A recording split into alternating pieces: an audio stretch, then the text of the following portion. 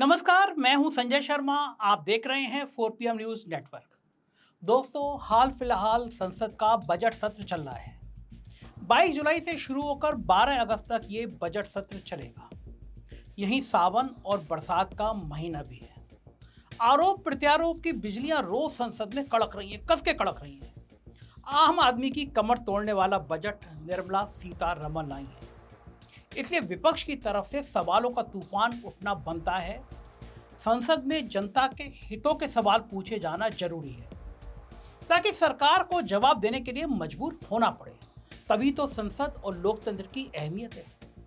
लेकिन सही सवालों को शोरगिल में ना दबा ना दिया जाए, सवाल पूछने वालों को संसद से बाहर ना कर दिया जाए, ये जिम्मेदारी संसद के स्पीकर की होती है। बिना किसी भेदभाव के संसद की कार्रवाई सुचारू रूप से चलाने के लिए ही स्पीकर को चुना जाता है। सिर्फ इसलिए ही चुना जाता है। स्पीकर वैसे तो जीतने वाली पार्टी का सांसद होता है, मगर संविधान की स्पीकर से एक अपेक्षा होती है, जैसे ही वो सांसद से स्पीकर बने, पार्टी का मोह त्याग दे, निष्पक्ष और तटस्थ हो जाए, सही को सही और गलत को गलत कह दे। हुआ भी है ऐसा, इतिहास के पन्नों में ऐसा हुआ भी है। सोमनाथ चटर्जी लोकसभा के अध्यक्ष थे, उनकी पार्टी उनसे नाराज हो गई थी, लेकिन इतिहास उन्हें आज भी याद रखता है। याद रखिए दोस्तों, कुर्सी की अहमियत इस बात पर होती है कि उस पर बैठा कौन है। मौजूदा लोकसभा में स्पीकर ओम बिरला जी, जो पत्रकारों को एक शीशे में बंद कर दें, पत्रकार खबर ना चला दे, पत्रकार सवाल ना पूछ ले। हालांकि 24 घंटे बाद उन्हें अपना फैसला वापस लेना पड़ा। तो ओम बिरला जी दूसरी बार लोकसभा के स्पीकर चुन लिए गए। अगर अपना यह कार्यकाल भी वो पूरा कर लेंगे, तो सबसे ज्यादा समय तक स्पीकर रहने का रिकॉर्ड बना लेंगे। ये रिकॉर्ड अभी तक दिवंगत बलराम जाखड़ जी के नाम है। मगर दोबारा स्पीकर चुन लिया जाना इनकी कौन सी योग्यता का प्रमाण है? निष्पक्ष स्पीकर की भूमिका निभाने का, या फिर मोदी जी की साहेब की अपेक्षाओं पर खरा उतरने का? आइए आज स्पीकर ओम बिरला जी की कार्यशैली का सटीक रिपोर्ट कार्ड में आपको बनाता हूं। पूरा वीडियो सुनिएगा। आप मेरे एक एक तर्क से सहमत हो जाएं तो कमेंट जरूर करिएगा। हाल ही की ताजा घटना से शुरू करते हैं। ममता बनर्जी के फायर ब्रांड भतीजे अभिषेक बनर्जी तीसरी बार लोकसभा के सांसद बने। 7 लाख से ज्यादा वोट के अंतर से जीत कर आए हैं। हमारे प्रधानमंत्री जी की तरह नहीं है, जो 1.5 लाख वोटों से जीतने के उनको लाले पड़ गए, 3 राउंड में तो हार रहे थे। 7 लाख से ज्यादा वोटों से जीते हैं, तेज तर्रार है। बजट के ऊपर 1 घंटे का बहुत शानदार भाषण दिया, दिल थाम के लोगों ने सुना। इनके सटीक और तीखे सवालों से सरकार के सांसदों की कई बार तीखी मिर्ची लगी, जोर की मिर्ची लगी। शोरगुल करके इनको चुप कराने की कोशिश की गई, मगर इसमें कोई नई बात नहीं है। कमियों को छुपाने के लिए शोरगुल का सहारा लेना मोदी सरकार की पुरानी और प्रिय आदत है। सवाल यहाँ यह है कि क्या स्पीकर ने अपने कर्तव्य का पालन ठीक से किया? जब अभिषेक बनर्जी ने 2016 में मोदी जी की नोटबंदी की समीक्षा और आलोचना करनी चाहिए, तो देखिए ओम बिरला जी ने क्या कहा। माननीय सदस्य, माननीय सदस्य, आप वर्तमान बजट पे बोले 2016 के बाद तो 2019 सर ओम बिरला साफ तौर पर कह रहे हैं कि 2016 के बाद 2019 आया था। मतलब अगर 2019 में भाजपा दूसरी बार चुनाव जीत गई थी, तो ओम बिरला के अनुसार जनता ने नोटबंदी को सही करार दे दिया था। ओम बिरला जी की ये टिप्पणी 3 तरीकों से गलत है। पहली बात, नोटबंदी और इकोनॉमी और बजट तीनों चीजें आपस में जुड़ी हुई है। नोटबंदी जैसी घटिया नीति का पूरा बुरा असर आज भी देश की अर्थव्यवस्था झेल रही है। अर्थव्यवस्था टूट गई है। इसलिए ये कहना कि पुरानी बातें मत करें, बजट की बातें करें, ये ओम बिरला जी की सीमित इकोनॉमी ज्ञान की ओर इशारा करता है कि हमारे ओम बिरला जी का ज्ञान कितना छोटा सा है। दूसरी बात, 2019 की जीत का जिक्र करना और भाजपा का बचाव करना इनके पार्टी के मोह को दर्शाता है, यानी दिल में अभी भी साहब बसे हैं। यानी ओम बिरला जी पद से स्पीकर हैं, मगर मन से पूरी तरह से भाजपाई है। तीसरी बात, पूर्ण रूप से पक्षपात का ये उचित उदाहरण है। कैसे? देखिए अभिषेक बनर्जी ने अगले ही पल क्या कहा। स्पीकर महोदय का चेहरा सफेद पड़ गया। जवाहरलाल नेहरू का बात करेगा, दूसरे नेताओं का बात करेगा, तब आप कुछ नहीं बोलेंगे। सब बोलते मैं हैं। 5 साल पहले का डिमोनेटाइजेशन का बात सब बोलते करूंगा तो आप कहेंगे भाई वर्तमान इशू पे बोलिए। बजट सर पे। ये बजट पे। पक्षपात नहीं चलेगा सर। बजट पे मैं बजट पे ही बोल रहा हूँ। बिरला जी बस किसानी हंसी हंस रहे हैं, देखा ना आपने। जवाहरलाल नेहरू हमारे देश के पहले और सबसे सफल प्रधानमंत्री रहे, मगर भाजपा और मोदी जी ने अपने फायदे के लिए पिछले 10 साल में उन पर कई बार झूठ का कीचड़ उछाला, इसी संसद में उछाला, मगर ओम बिरला ने उन्हें कभी रोका नहीं। ओम बिरला की हैसियत भी नजर नहीं आती कि मोदी जी को रोक सके। आंदोलन करने वाले किसानों और उनके साथियों को मोदी जी ने परजीवी बोला, मगर ओम बिरला ने उन्हें कभी नहीं टोका, क्योंकि मोदी जी के सामने आते ही ओम बिरला लगभग भूल जाते हैं कि वो स्पीकर है। वो भूल जाते हैं कि संसद में उनका पद प्रधानमंत्री से भी ऊपर है। संसद का सत्र शुरू होते ही राहुल गांधी ने बिरला की मोदी भक्ति पर सटीक कटाक्ष भी किया था। देखिए। When I shook your hand, you stood straight like this and shook my hand. And when Modi ji shook your hand, you bowed down and shook his hand. Rahul Gandhi छोड़ते नहीं है ओम बिरला को। राहुल गांधी कह रहे हैं कि बिरला जी ने उनसे हाथ मिलाया तो तनकर और मोदी जी से हाथ मिलाया तो झुककर, और ये झुकना बाद हाथ मिलाने तक रहता तो कोई बात नहीं थी, मगर ये झुकना आचरण में आ जाए तो फिर समस्या उत्पन्न हो जाती है। बिरला जी मोदी को टोक दें, यह बहुत बड़ी बात है, संभव ही नहीं है। सरकार के किसी भी सांसद को इनकी तरफ से खुली छूट है, जो कहना हो कहो। ऐसा लगता है कि साफ साफ छूट दे दी गई है। पिछले साल भाजपा के एक नाकारा सांसद रमेश बिदुड़ी ने एक मुस्लिम सांसद को आतंकवादी और कटुआ जैसी गालियां दी, लेकिन ओम बिरला ने कोई एक्शन नहीं लिया, केवल वार्निंग देकर छोड़ दिया, क्योंकि ओम बिरला का दिल बिदुड़ी जी को देखकर इलू इलू करने लगता है। वहीं दूसरी तरफ विपक्ष के सांसदों को सस्पेंड करने का तो जैसे रिकॉर्ड ही बना दिया। पिछले साल 1 या 2 नहीं, विपक्ष के पूरे 141 सांसदों को सस्पेंड कर दिया गया था। ये सांसद राज्यसभा और लोकसभा दोनों से आते थे। पिछले साल 13 दिसंबर को संसद पर 2001 में हुए हमले की बरसी थी। उसी दिन संसद में 2 लोग सुरक्षा कवच को तोड़कर अंदर घुस गए थे, कूद गए थे। विपक्ष इस बात पर संसद में डिबेट करना चाहता था, आखिरकार गृह मंत्री शाह के नीचे आने वाली पुलिस और अर्धसैनिक बल से ऐसी चूक कैसे हुई। लेकिन बजाय इसके कि अमित शाह या मोदी को इस पर अपनी सफाई देने के लिए कहा जाता, ओम बिरला ने इसके उलट लगभग पूरे विपक्ष को संसद से बाहर का रास्ता दिखा दिया। और ये कोई पहला मौका नहीं था। इस तरह से विपक्ष की आवाज दबाना भाजपा राज में पिछले 10 साल से लगातार हो रहा है। यूपीए ने 2004 से 2014 तक 10 साल राज किया। इन 10 सालों में लोकसभा से विपक्ष के 50 सांसद सस्पेंड हुए। वहीं दूसरी तरफ भाजपा के 2014 से 2024 के राज में ये संख्या 94 थी, यानी भाजपा राज में स्पीकर ने लगभग दुगनी बार ऐसा किया।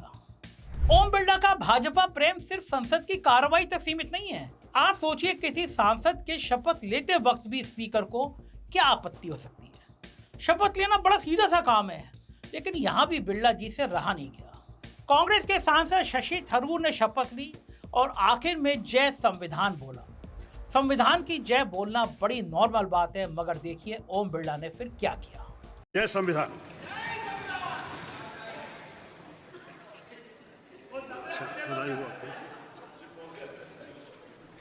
संविधान की शपथ तो ले ही रहे हैं।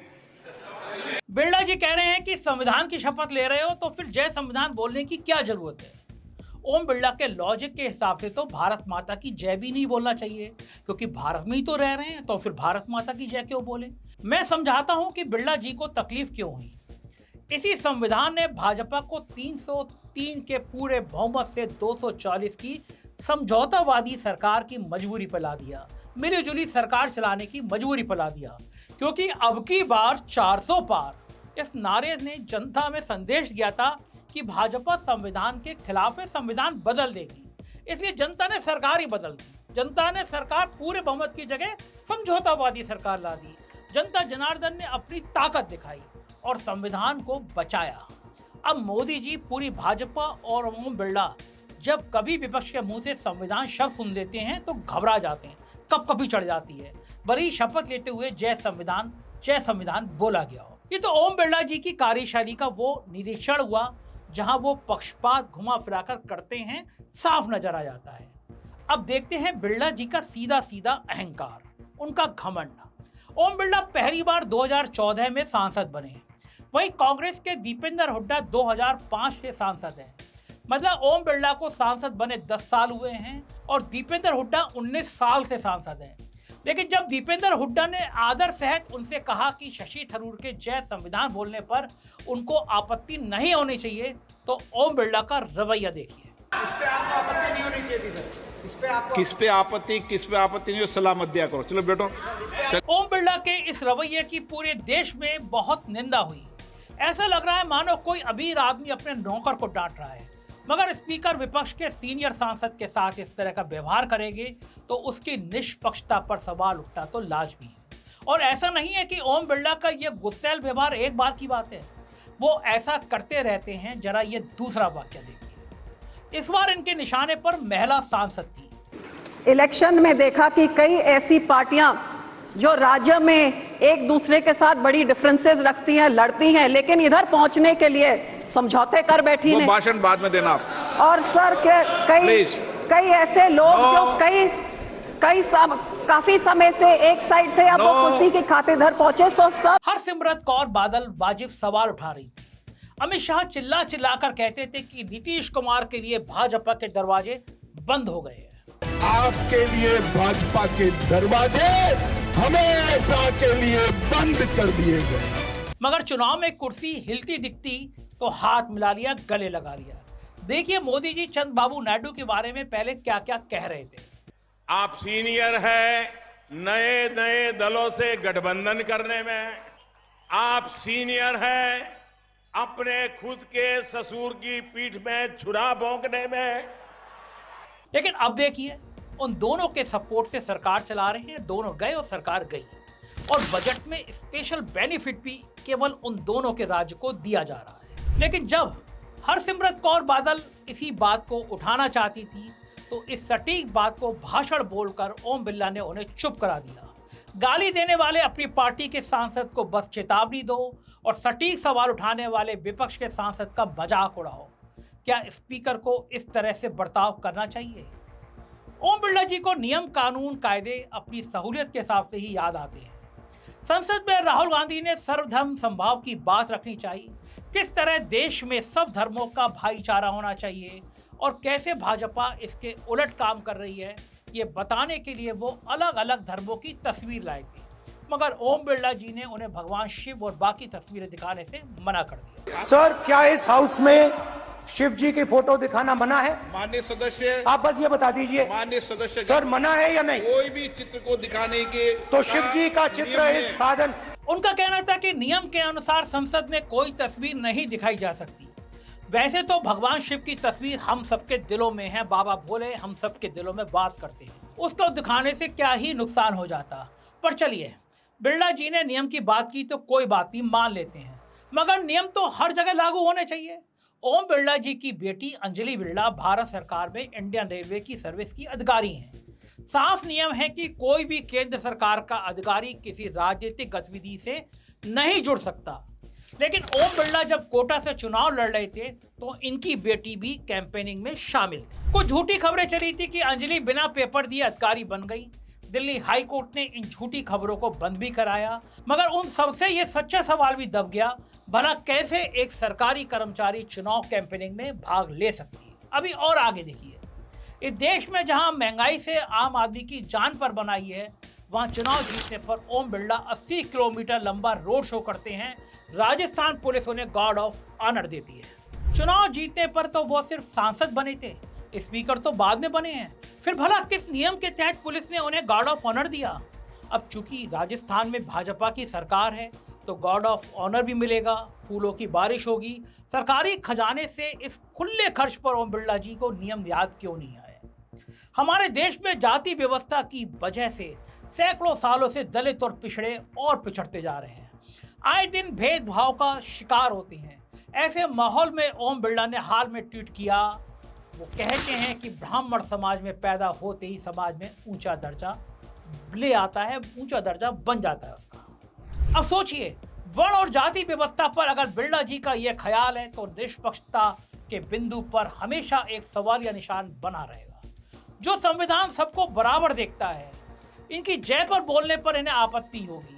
आप लोगों के माध्यम से मैं ओम बिरला जी से प्रार्थना करना चाहूंगा कि वो अपने निजी विचार और निजी पार्टी की आस्था को छोड़कर पूरे निष्पक्ष तरीके से सब सांसदों को बराबर का मौका दें, वरना इतिहास में उनका वो स्थान होगा जो आज की गोदी मीडिया का है।